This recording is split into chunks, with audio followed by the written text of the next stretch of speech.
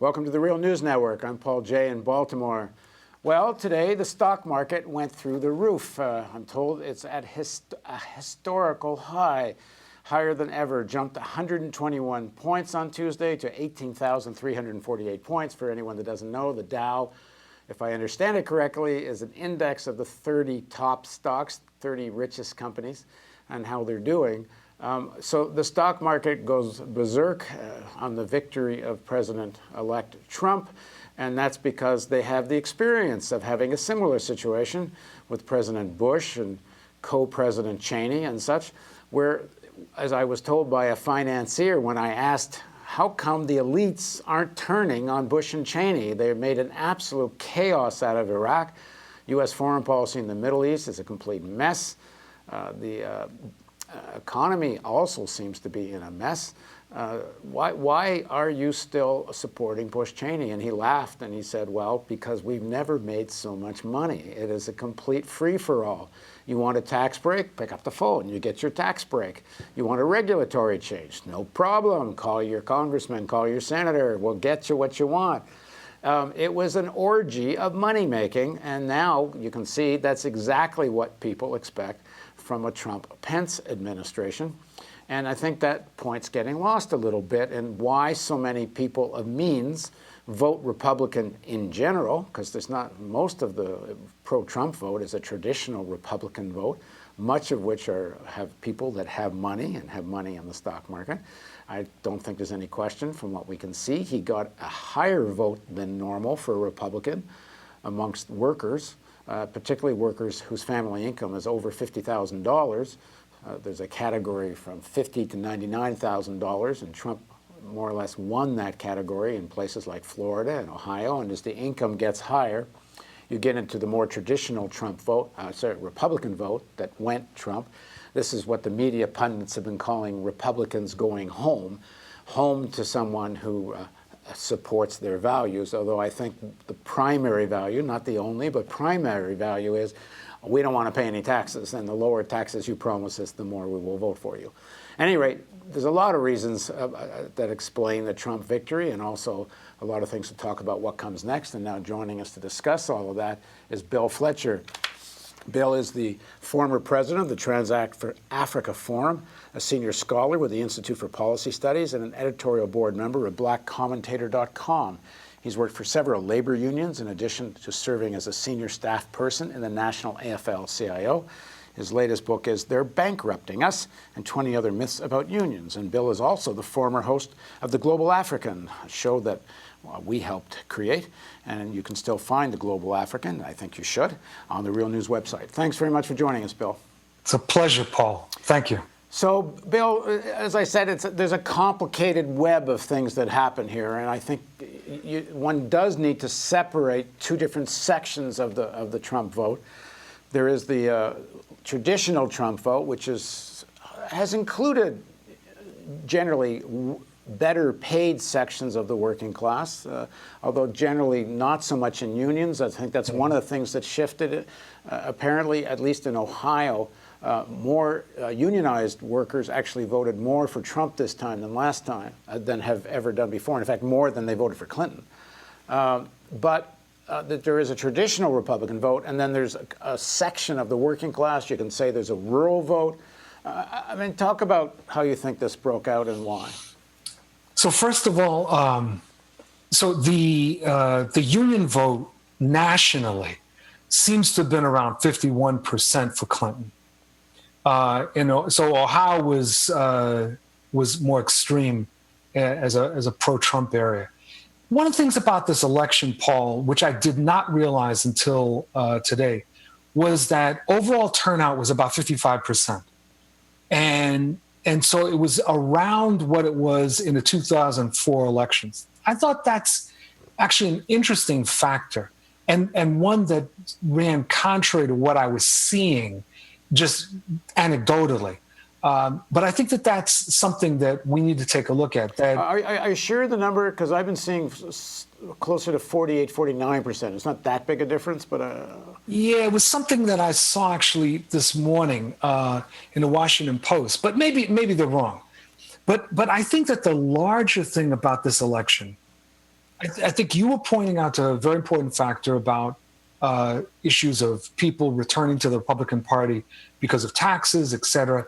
But this campaign was a white nationalist campaign. And it was unlike anything that most of us have seen since the George Wallace campaigns of the late 60s and through 1972. This was right-wing populists, openly white nationalists, no real attempt to reach out to other segments of the population, although some segments did vote for Trump.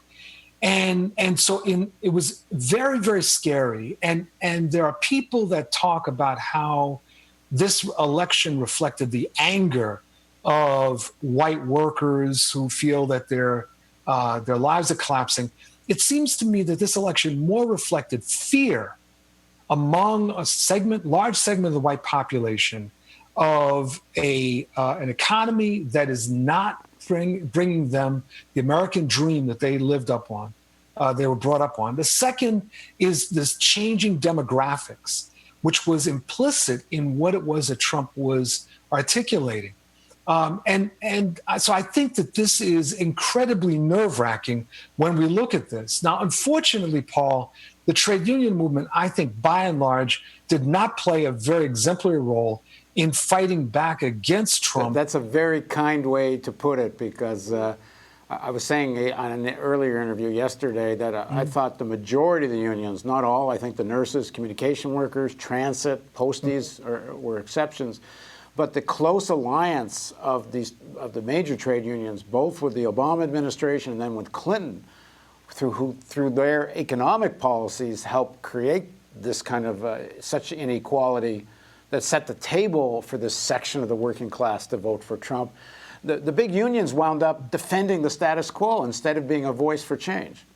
Well, yes, I mean, but let's be clear. This polarization of wealth and income and everything starts in the 1970s, really accelerates under Reagan. And the unions, you're right, there was a split, Paul, a split that goes back to 2008. There was a whole segment of unions that in 2008 wanted to jump on the Clinton bandwagon right there. And there was a split that ultimately led to the endorsements of Obama. Implicit in all of that was the idea that when Clinton ran, there would be a union support for her. Fortunately, there were a number of unions, some that you mentioned, that took a stand and pointed out that Sanders was the most logical candidate for organized labor. The deeper problem, Paul, in my opinion, is that in almost all of these cases, there was a failure within the union movement to actually have a debate within each of the unions and within the movement as a whole, to have a real debate that engaged the members. What did the members feel about this? As a result, there was a disconnect. And I think that in some unions, the disconnect was more significant than others when it came to who people ultimately voted for. I want to go back to your point about the white supremacist character of the Trump candidacy. And while I don't think there's any question there was a white supremacist character to the Trump campaign, I do think he did do something which maybe I don't think's been talked about enough. I think he did try to reach out to the conservative black vote, who are concerned about crime, who are concerned and themselves are concerned about taxes, but I don't think people bought into it. I don't think it actually affected the outcome all that much. But by having, like, for example, Sheriff David Clark at the Republican convention, who's a black sheriff for the Milwaukee County with an incredibly vociferous law and order speech at the Republican convention. There were several times Trump talked about, even people in the inner cities. What have you got to lose? The policies of the Democrats have done nothing for you, which is more or less true. With a very strategic or tactical objective of isolating Hispanics, even trying to split blacks from Hispanics. Because that's where the assault's going to come. When this next stage of a Trump presidency is, he has to live up to some of this. There's going to be a real assault against Latinos. No, I think that's right. But I don't think that he carried out any active outreach to African Americans. In fact, there's this black Republican journalist who writes a regular column, and it's almost pitiful because he's always complaining that the Republicans are not doing enough to reach out to African Americans. And one of his last columns right before the election was that despite the fact that the Republicans weren't reaching out to African Americans, he was going to vote for Trump. That to me was actually quite significant as an insider view. I think that what Trump did was for show. What you described was for show. It was not part of, it wasn't even close to what Richard Nixon did when he was articulating the whole black capitalism theme and reached out to a whole host of people to try to win them over. This was very, very superficial. I agree. I agree. And also, it's a divide and conquer rhetoric. And also, even this law and order message from the Republican convention, as I say, Sheriff David Clark delivers, a black sheriff. Even though it's coming from a black sheriff, we know that language is code for all the stereotyping of blacks and poor blacks as the only source of crime and so on. Exactly. So the racism is very thinly veiled, but right underneath obvious. Yeah. No, I think that that's right. And you see, here's where I become concerned with some of the commentators that have offered views on this election. You have a guy who is misogynistic, racist, is a xenophobe, has a variety of legal difficulties, and we're told that he's supposed to be the champion of the everyday person. And you have individuals that made decisions to vote for him as their representative, as if these matters of misogynism and race, et cetera, did not matter. What does that say? And that's what I want to push people on. I think that you can't just obsess on this issue of anger and the world is collapsing. Look, disproportionately, African Americans and Chicanos have suffered more than any other group when it's come to the restructuring of this economy. That was not an issue in other elections. Almost no one was raising that. But now all of a sudden, there's this hoopla around this, and we're supposed to accept that white people are angry because the American dream is not becoming real for them. You know, I think that's where this issue becomes very disingenuous. Again, you have to kind of break up white people, because white people that have higher paying jobs and who are wealthy have one set of motivations, and people who are in the working class have another. And I know within the working class, and anyone that's been in this situation knows this, unemployment is torture, and especially unemployment in a country where if your benefits have run out. Well, that's right. It is terrifying. And if you have a job and you're looking around and you're seeing people around you losing their jobs, it's one of the highest causes of suicide, family breakup, insomnia. I mean, it eats at someone, just eats at someone. For people that have jobs and kind of are in the media and all the rest of this stuff, it's a statistic. It's unemployment. That kind of angst is almost an abstraction, and so workers of any segment of society, it eats them alive, really. Right. And so someone comes along and says, "I'm going to change the trade agreements. I'm going to bring industry back to Michigan, back to Ohio." There's nothing else on offer because all Clinton was offering was more of the same, and what had happened hadn't changed that much. Well, I wouldn't say that she was offering more of the same. I mean, I think that what was interesting is the impact of the Sanders campaign on her on the Democratic Party, on her campaign. The fact that she was, talking now about taxing the 1%, of going to deal with the issues faced by students in terms of student debt. I think that there was a lot more there. But people didn't believe it from her. They might have believed it from Sanders, but they just didn't believe it from her. But why should they have believed anything from Trump? You see, that's my point. Why should they have believed anything from Trump? All right, fine. If you don't want to believe Hillary, okay, you don't believe Hillary. Why on earth would you believe a word from Trump? On what basis? And see, that's where it becomes very murky, right? I'll give you an example. I saw something from a worker, unionized worker, wrote a letter to someone in his leadership, after it was right after the election, I guess, and he said that he had voted for Trump and that he had voted for Obama in 2008 and 2012, but now he felt he had to do something for his son, and so he was voting for Trump. And I stared at this letter for a while, thinking, okay, so basically what you're telling me is that it's okay that this guy is a misogynist. That's okay. It's okay that he's a racist. That's okay. It's okay that he's a xenophobe. That's okay. It's okay that he's an Islamophobe. That's all right, because he's going to look after my son. What's wrong with this picture? Yeah.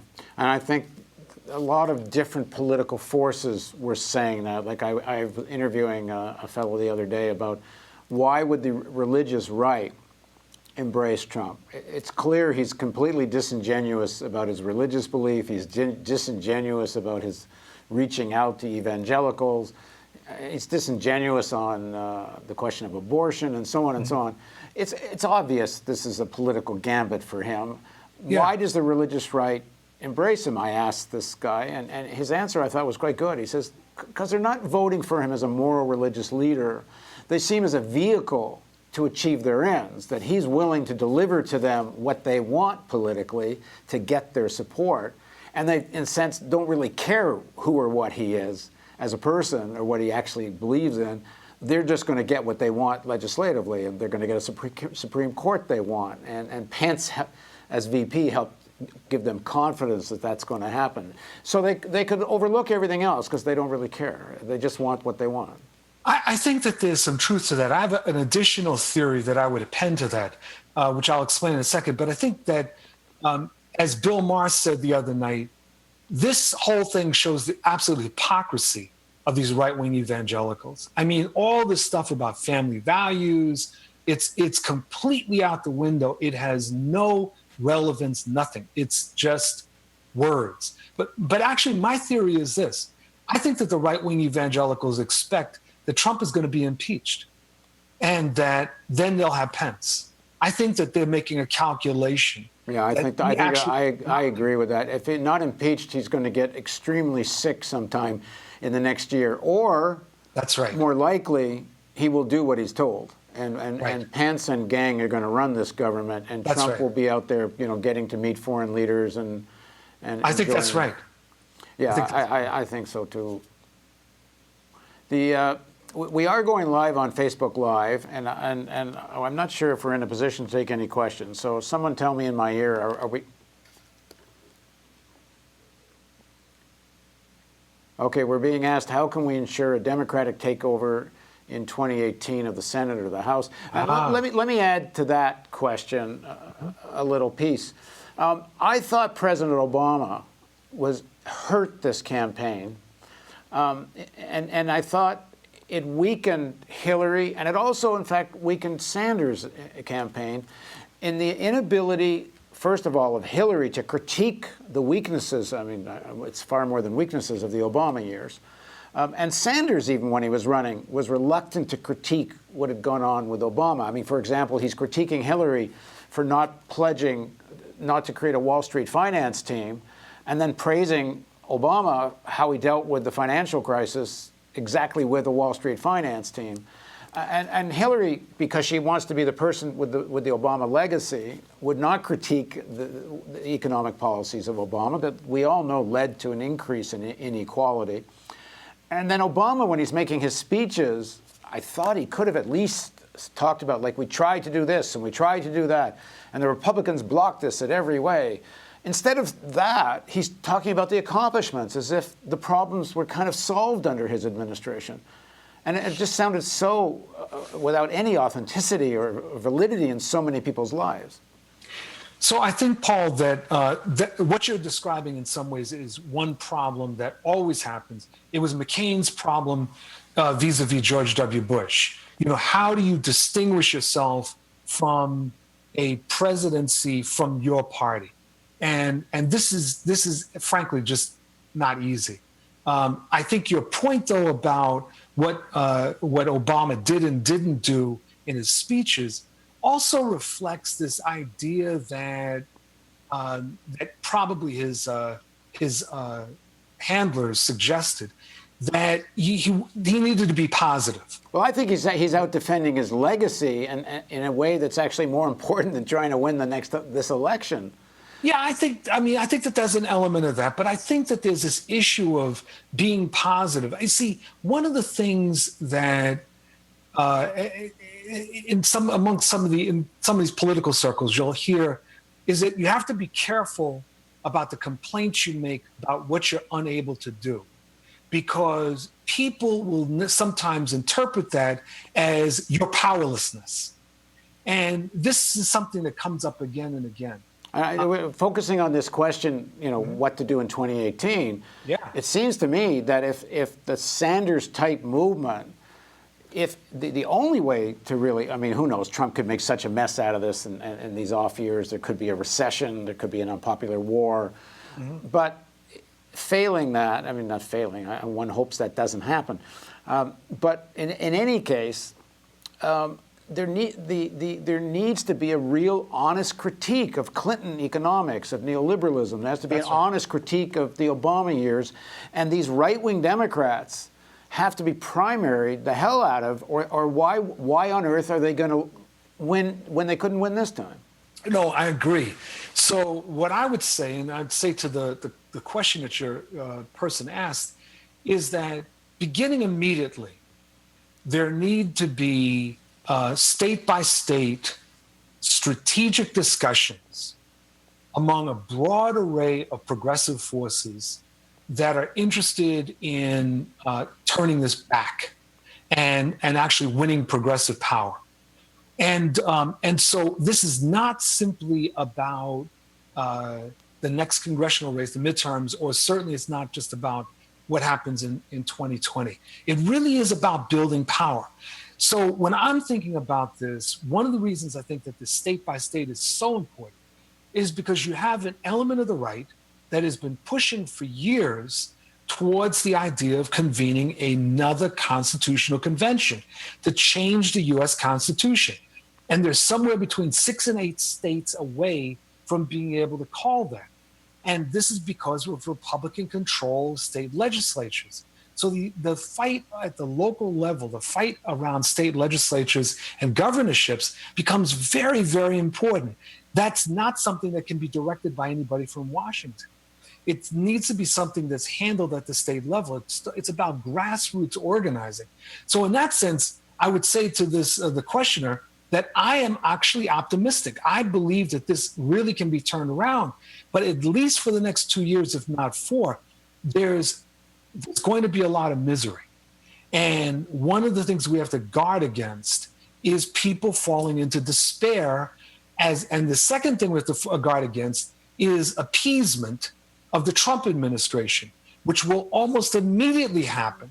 There will be people that will run to the administration looking to cut a deal and to say, please save our particular program, save our particular community, save our particular institution. We'll work with you, when we have to be in counterattack mode. Right.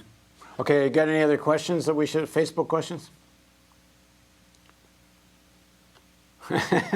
Will the Democrats learn for this? Well, let me give a quick little one myself, and then I'll turn it over to Bill. Well, again, there's no such thing as the Democrats. That's right. If you're talking about the corporatocracy that runs the Democratic Party, they're only going to say, well, maybe we should have had Biden, maybe we should have had a different person represent us. They can't learn from, the only thing they could learn is, should we have had a candidate that perhaps had more, could deliver a phony economic populism that sounded more authentic than coming from Hillary? They can't change who they are. I don't know, what do you think, Bill? But then there's a lot of Democrats who are not the corporate leadership. And the question is, are they going to learn something? And what would they learn from this? Well, I want to go back to the very beginning of what you said. And I think this is critically important because it keeps coming up when I hear people say, well, the Democrats put the wrong candidate forward, et cetera, et cetera. There are multiple parties within the Democratic Party. The Democratic Party, and in fact, the Republican Party, are political blocs. They're not really political parties. They're alliances. And so within the Democratic Party, this particular alliance is dominated by people like Hillary Clinton. There are other factions or segments of that party that have different interests. The Congressional Progressive Caucus, for example. You have some elements of the Congressional Black Caucus. So you have these different forces that are within them. So in that sense, there will be different lessons that each of these factions will learn from this experience. Bill, let me ask you an extension of this question, because will the trade union leaders, other than the ones that supported Sanders, are they going to learn anything from this? Because, if the majority of unions had backed Sanders from day one, he probably would have won that primary, unless there was some even more exaggerated rigging of some kind, which I certainly wouldn't rule out. I don't think the elites would let this party out of their hands without clenching it from their, their gripping dead fingers. But that being said, just 4 unions. You can see the power of unions, even in a country which is, 8% of the private sector unionized, maybe 11% with the public sector. Even such a small section unionized, 4 unions, the nurses, the transit, the communication workers, and the posties, just 4 unions almost beat Hillary Clinton, and they played a very important role along with social media and grassroots organizations. But the unions were imagine if the majority of unions had backed Sanders. What a challenge that would have been within the Democratic Party. Are these leaders going to learn anything from this? See, Paul, I think there will be different conclusions that people are going to come to in the trade union movement. One conclusion that I can almost guarantee is an idea that the unions should be less partisan. And I don't mean that in a progressive way. I mean that they should pull back and only advocate on issues that directly concern them, and maybe be much more open to interacting with the Republicans. That will be a conclusion. That conclusion has already been arrived at over the years by some unions. I think it's going to increase. There will be others that will focus their summation on different things that were done wrong in the campaign, but they won't focus on the central thing about how it was that the endorsements were arrived at in the first place. I actually think that what will have to happen, and I think that there's elements of this already, there are going to have to be a few insurgencies. And I think it's much like the fights that took place in the union movement in the 1980s around policies on Central America and South Africa, et cetera. Well, there's going to have to be fights within the union movement around the process of endorsements, around the politics, the direction. That, I'm sure, I can guarantee you will happen. I had a lunch once, I've mentioned this on the Real News before, with a president of a big international union and his DC political consultant. Mm-hmm. And I said to them, look, I've always imagined, and it's something you kind of said earlier, I've always imagined both parties, but talking about the Democratic Party, it's a class alliance. You have the working class, mostly represented by the unions, allied with a section of the elites, in order to stop the right wing of the elites and the right wing section of the workers from taking power. And in exchange in this alliance, over the years, the Democratic Party, the conditions for workers are a little bit better, and that seems to be enough. The unions, because the fear of what the far right will do is stronger than that. And I said, but I don't understand why the unions, don't contend for this within the Democratic Party. Why do you essentially cede leadership and control to Wall Street? Mm-hmm. And his answer was, because the right is so threatening, and they're the ones with the money, and we can't fight the right without Wall Street's money. Well, something's changed here. Sanders has shown you don't need Wall Street money to contend. He opened up a whole path of money raising, which changes that formula. And it's clear that we interviewed Tom Ferguson the other day. He was saying this alliance between Wall Street and identity politics is done for the Democrats. This is one of the lessons of this Trump election.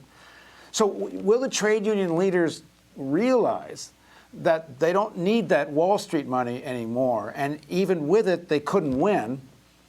Even with a preponderance of the elites supporting Clinton, they didn't win. Or are these leaders just too enmeshed in this, comfortable lifestyle? They don't want to challenge all of this. Okay, so 2 points. One is I don't really know what Frank meant by the alliance between the Democratic Party and identity politics. No, he said the formula of Wall Street money, identity. I assume he meant identity politics, meaning being able to increase a vote amongst blacks because of Obama, and then they expected to increase votes for women because of Clinton. Yeah. We should come back to that point. See, the answer that you were given by that trade union leader, I don't think was, I don't want to say it was disingenuous.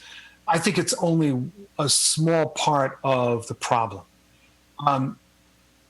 From my experience in the trade union movement, despite the bluster of many trade union leaders, there is a willingness to kowtow to the establishment politicians.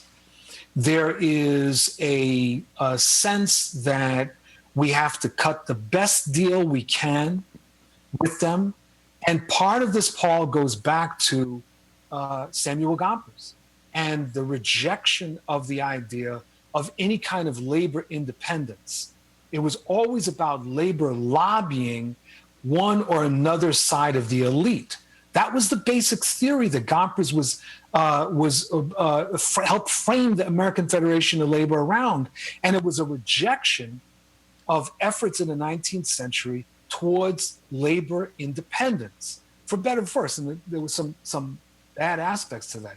But that's important to keep in mind. So you now come to 2016, and you have this long legacy of the labor's relationship with this elite is one of lobbying, as opposed to the idea that labor needs to have an agenda representing the working class, not just representing our particular union, the auto workers, steel workers, SEIU, whatever, but that labor should be at the vanguard of representing the interest of workers. That thinking is by and large not there. I mean, there's a few leaders, but by and large is not there. That's why I don't think what you were told is completely accurate. I would sit in executive council meetings at AFL-CIO. This is in the 90s. And I would watch the way that some of these leaders would fall over themselves when Bill Clinton or Al Gore or one of these other characters would come into the meetings. I mean, this was like watching children at Disneyland. I saw the same thing when union leaders would go to the White House under Obama and be consulted. They would just come back with stars in their eyes, even though the one piece of legislation they were promised, the Employee Free Choice Act, which could have been passed in the first 2 years of the Obama administration, was never even brought forward. And let me just ask you a final question. Sure. I think we're going to have to wind this up. Okay. While Obama promised the Employee Free Choice Act, which was supposed to make it easier to organize trade unions, I know one of the great fears of the unions is now with Trump that you might have a national right to work legislation. Could you explain what that is and why unions are so concerned about it? Sure.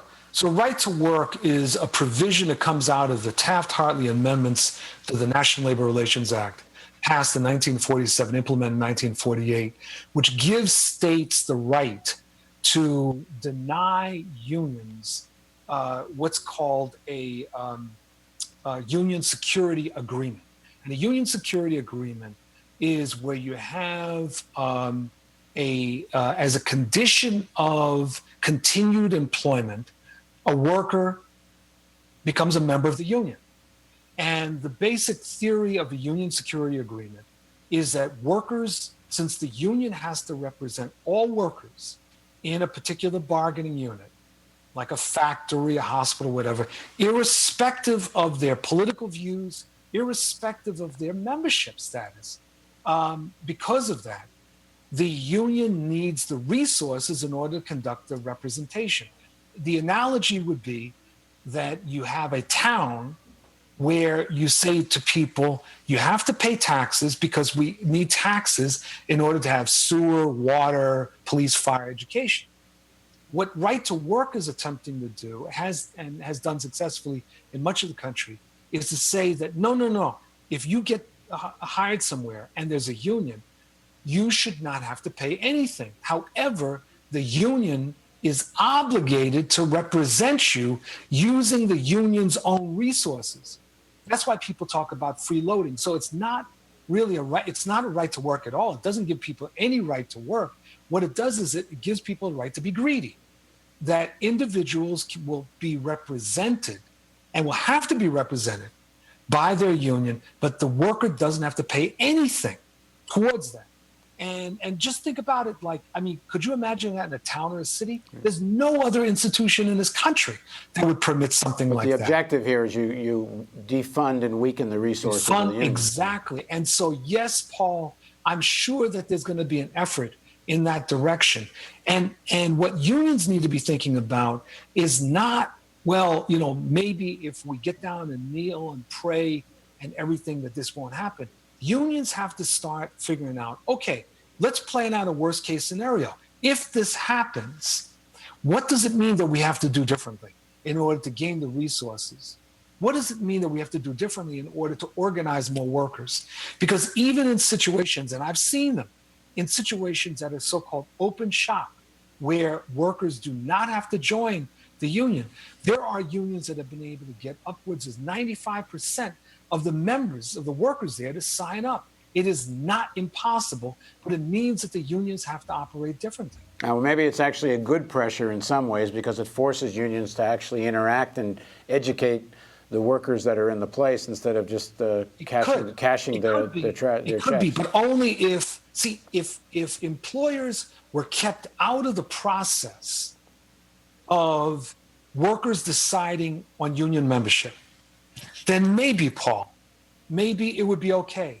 But the problem is that if you have a combination of right to work plus employer intimidation of workers who want to join or form a union, you have the worst of both worlds. Right. Okay, well, this is just the beginning of a discussion on many issues. So we've been going Facebook Live here. For people that aren't watching us live, because we're going to replay all this at therealnews.com. We will be doing more of this Facebook Live, and we'll, if you like our Facebook site page, you will then get a notice when we go live. And so we went a little longer than we usually do because we're going live. And as I say, we're gonna do more of this. So just go like us on Facebook, and you'll know when we're going live. Thanks very much for joining us, Bill. Pleasure always, Paul. Take care. Thank you. And let me remind you, we've just started our year-end fundraising campaign. We're a little more ambitious in this campaign. We're going to try to raise, we have a matching grant of $250,000, and we're going to try to match that and reach 500. You have to understand that it costs something in the range of about $200,000 a month to run the Real News, which is lunch money compared to corporate news. It's even a relatively small amount compared to much of the alternative and independent news operations, but it's a lot for us. So if you want us to be strengthened, and let me also add something which we didn't discuss in this interview, but we are working very hard to raise significant funds to create a global climate change bureau. And if it was ever needed, and it was before this election, it's now desperately needed now. And there's a stat I will keep repeating almost every time I do an interview. Before this election, 7 top scientists said if all the agreements in Paris were adhered to, if all the countries fulfilled their pledges of the Paris agreements, we would still reach 2 degrees of warming in 2050. Around 34 years from now, not the end of the century. Well, we know now, in all likelihood, if Trump follows through on what he's going to do, and he's appointed one of the major climate deniers as head of his environmental and science transition team, that he's going to rip up the Paris Agreement. So the Paris Agreement was already not nearly sufficient, and now it's going to be more or less exploded. So that we're reaching 2-3% and then some by 2050, and then by the end of the century, worst case predictions may well prove to be true. There needs to be a mass mobilization on this issue. That isn't for us to organize at the Real News, but we want to create a global climate change bureau so that we can help facilitate this from the point of view of reporting on a sense of urgency, reporting on what effective solutions look like, and connecting how all the various issues and problems facing people all connect with the climate crisis and the solutions of the climate crisis. New green economy, some people have called it, certainly appears to be, to a large extent, the solution for many of the other problems. At any rate, thanks for joining us on the Real News Network. And as I say, we're going to be doing more of these live broadcasts. And if you like what we're doing, please, now's the time. Go find the donate button either here on Facebook or come to the Real News website. It might be easier, realnews.com. And the time is now. Thanks for joining us.